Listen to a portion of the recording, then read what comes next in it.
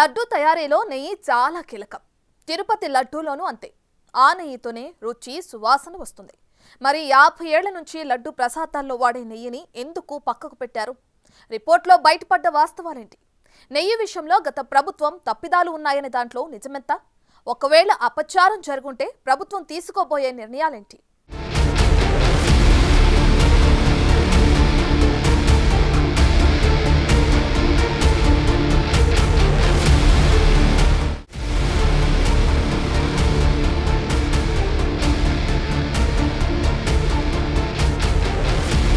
అఖిలాండ కోటి బ్రహ్మాండ నాయక ఆనంద నిలయ వరపరిపాలక గోవింద గోవింద. ఆయన అందరివాడే కాదు, ఆయన ఉత్సవ ప్రియుడు, అలంకార ప్రియుడు, కైంకర్య ప్రియుడు, అంతేకాదు నైవేద్య ప్రియుడు కూడా. అందులో గుమగుమలాడే లడ్డు కూడా ఆయనకు ఎంతో ఇష్టమైంది. అయితే ఇప్పుడు ఈ లడ్డులో నాణ్యత లేని నెయ్యి వ్యవహారం వివాదాస్పదమైంది. అది కూడా మామూలు వివాదం కాదు. ఎంతో శుద్ధితో చేయాల్సిన నెయ్యిలో జంతువుల కొవ్వు వాడారనే ఆరోపణలు. ఇప్పుడు నెయ్యి కల్తీ ఆజ్యం దేశవ్యాప్తంగా మంటలు పుట్టిస్తున్నాయి.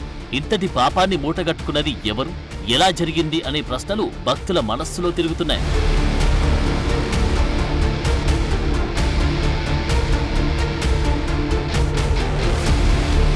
సాక్షాత్తు సీఎం చంద్రబాబు నెయ్యిలో అనిమల్ ఫ్యాట్ వాడారని ఆరోపణలు చేశారు. అసలే తిరుమల అనేది చాలా సెన్సిటివ్ ఇష్యూ. దానిపైనే అగ్గిరాజుకోవడంతో భక్తజనం హర్ట్ అయ్యారు. గత ప్రభుత్వం తప్పిదాలే దీనికి కారణమవడంతో పొలిటికల్ రచ్చ మొదలైంది. నెయ్యి నాణ్యతా లోపాన్ని అధికార పక్షం ఎత్తి చూపుతుంటే ఎలాంటి విచారణకైనా సిద్ధమని విపక్షం గింజుకుంటుంది.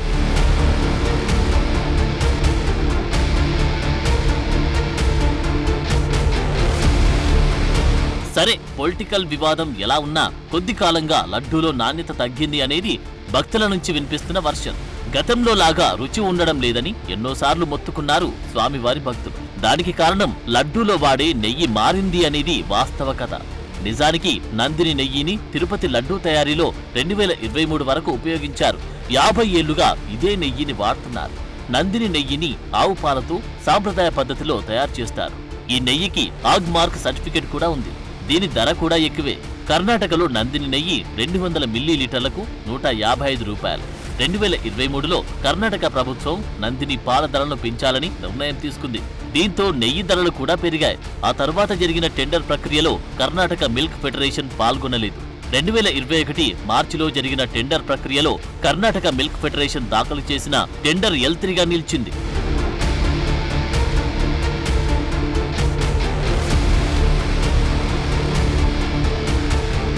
ఇదే సమయంలో యూపీకి చెందిన ప్రీమియర్ L1గా L2గా అల్ఫా కంపెనీలు నెయ్యి సరఫరా చేసేందుకు అర్హత పొందగా కేజీ నెయ్యి 424 ప్రకారం టీటీడీకి సప్లై చేసేలా ఒప్పందం కుదుర్చుకుంది. అయితే ఈ ధరకు తమకు గిట్టుబాటు కాదంటూ కర్ణాటక మిల్క్ ఫెడరేషన్ టెండర్ ప్రక్రియలో పాల్గొనలేదు.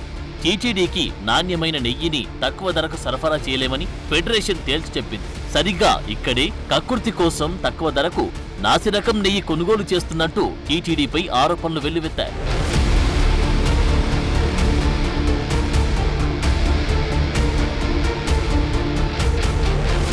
అయితే 2023 సంవత్సరంలో కర్ణాటక మిల్క్ ఫెడరేషన్ నిరాకరణతో నెయ్యి సరఫరా కాంట్రాక్టును 5 ప్రైవేట్ కంపెనీలకిచ్చారు.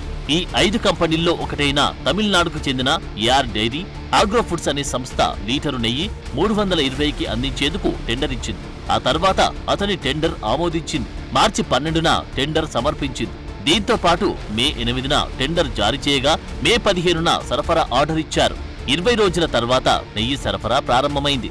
ఏఆర్ కంపెనీ మొత్తం 10 ట్యాంకర్ల నెయ్యిని సరఫరా చేసింది. వీటిలో 6 ట్యాంకర్లను ఉపయోగించారు. ఇలాంటి పరిస్థితుల్లో ఆంధ్రప్రదేశ్ ప్రభుత్వం మారాక లడ్డూల రుచి, నాణ్యత తగ్గిపోయిందని ఫిర్యాదు వచ్చింది.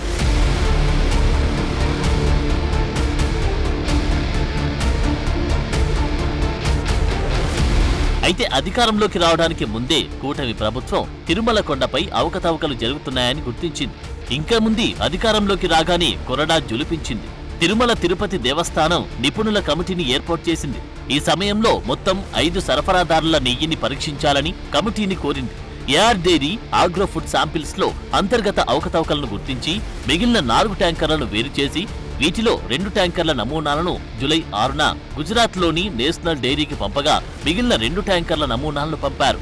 జూలై 12న గుజరాత్లోని నేషనల్ డైరీని డెవలప్మెంట్ బోర్డు ల్యాబ్కు పరీక్ష కోసం పంపారు. అక్కడి నుంచి వచ్చిన ఫలితం అందరినీ ఆశ్చర్యానికి గురిచేసింది. టోటల్ ప్యూరిటీ టెస్ట్లో 20.32% అడల్ట్రేషన్ ఉన్నట్లు తేలింది. అందులో వెజిటేబుల్ ఫ్యాట్, అనిమల్ ఫ్యాట్ ఉన్నట్లు తేలింది.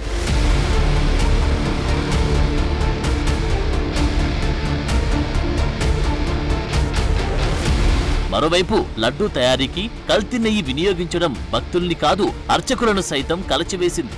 తిరుమల లడ్డూలో కల్తీ నెయ్యి వల్ల అపచారం జరిగిందన్నారు తిరుమల శ్రీవారి ఆలయ మాజీ ప్రధాన అర్చకులు రమణ దీక్షితులు. గత 5 ఏళ్లలో ప్రసాదాల నాణ్యత, సరియైన ప్రమాణాల్లో నైవేద్యం సమర్పించలేదన్నారు. ఆయనే కాదు శైవ క్షేత్ర పీఠాధిపతి శివస్వామి సైతం ఈ తప్పిదాలపై ఆగ్రహం వ్యక్తం చేశారు. బాధ్యులపై కఠిన చర్యలు తీసుకోవాలని డిమాండ్ చేస్తున్నారు.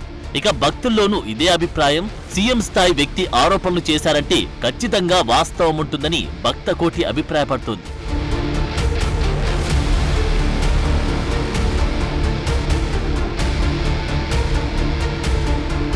తిరుమల శ్రీవారి భక్తులకు ఎంతో ఇష్టమైన లడ్డు ప్రసాదంలో నెయ్యి కాంట్రవర్సీకి తెరతీసింది.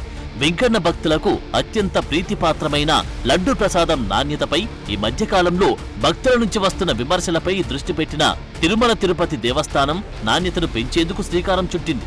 శ్రీవారి దర్శనానికి ఎంత ప్రాధాన్యత ఇస్తారో అంతే ప్రాధాన్యత శ్రీవారి లడ్డు ప్రసాదానికి ఉండగా గత కొద్ది రోజులుగా నాణ్యతపై భక్తుల నుంచి ఫిర్యాదులు, విమర్శలకు టీటీడీ చెక్ పెట్టేందుకు సిద్ధమైంది. తిరుమలలో ప్రక్షాళన షురూ చేసిన కూటమి సర్కార్ లడ్డూ తయారీలో నాణ్యతకు పెద్దపీట వేసింది. తిరుమల వెంకన్న లడ్డూ నాణ్యత పట్ల వస్తున్న విమర్శలు, అందుతున్న ఫిర్యాదులపై ఫోకస్ పెట్టింది. లడ్డూ తయారీకి వినియోగించే నెయ్యిలో నాణ్యత లేదని గుర్తించిన టీటీడీ ఈ మేరకు చర్యలు చేపట్టింది. నెయ్యి సరఫరాలో నాణ్యత పాటించని కాంట్రాక్టర్లపై చర్యలు చేపట్టింది. సమూల మార్పులు చేయాలన్న సీఎం ఆదేశాలతో కొరడా జులిపిస్తున్న టీటీడీ యంత్రాంగం లడ్డూ తయారీకి వినియోగించే ముడి సరుకుల నాణ్యతపై దృష్టి పెట్టింది. సరుకుల్లో నాణ్యత లేదని, కల్తీ నెయ్యి విషయాన్ని పోర్టు సిబ్బంది నుంచి తెలుసుకుంది. లడ్డూ రుచి, నాణ్యత లేకపోవడానికి నెయ్యి కారణమని గుర్తించి చర్యలకు ఉపక్రమించింది. సో ఈ చర్యలతో లడ్డూ నాణ్యత పెరగొచ్చు, కానీ జరిగిన అపచారానికి ఏం చేయబోతున్నారు అనేది సస్పెన్స్ గా మారింది.